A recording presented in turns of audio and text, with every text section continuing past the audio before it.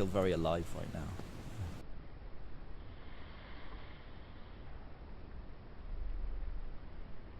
It's very, very hard to explain it to people. All I keep saying is, if you get the chance, just go do it. There's something about exploring more of an indigenous, ancestral way of living on this earth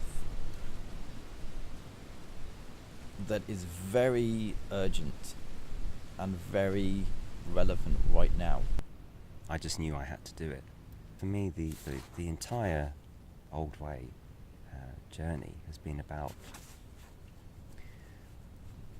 remembering and rediscovering practices that make us human. I'd never thought about making fire from my own hands, from scratch.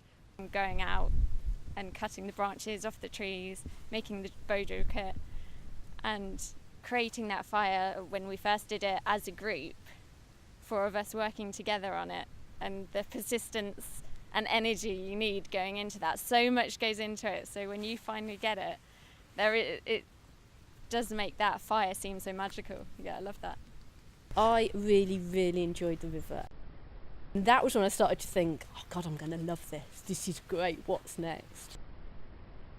You know, it's not like, oh gosh, it's early, I don't want to get up. It's like, yeah, of course I want to get up, because everything's getting up. And just the foraging out and the fishing and the making the lines. I've never done that stuff before. You know, people were talking about cordage. I was like, I don't even know what that is, you know, but let's strip this bit of nettle and make something. And pretty much everything we did was new to me.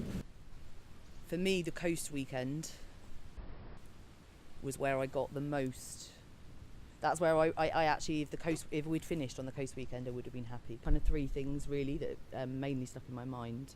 One of which was we started to go back to our village, and as we were walking on the headland, we saw the other half of our tribe, you know, from afar, which was beautiful, and we walked towards them, and we were all quite excited about meeting.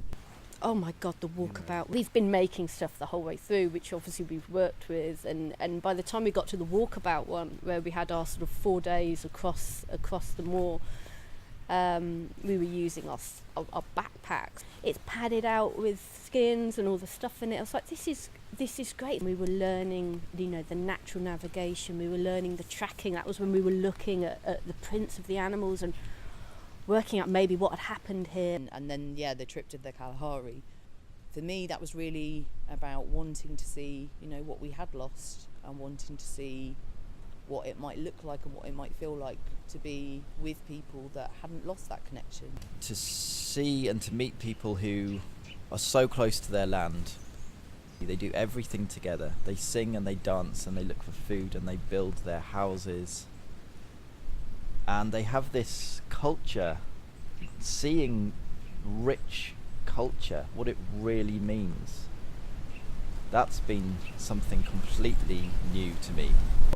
What would it be like to live in a world with that level of respect for each other, for the natural world? What would it be like? I want to live in a world like that.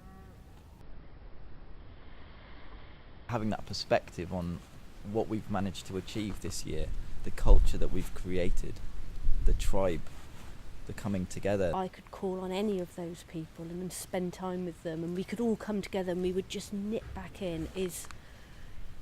That's something that takes a lifetime to get, maybe with one person, but to have it with a group of people is just, you know, is so rare. I feel a sense of belonging to something bigger than myself. This has given me something to go deeper, which nothing else ever has.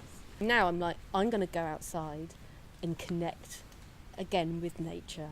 I feel like someone's given me a massive, you know, gift that money can't buy. This is what our ancestors have been doing for years, you know, generations before us, and we'd just somehow forgotten, you know, this is how to live.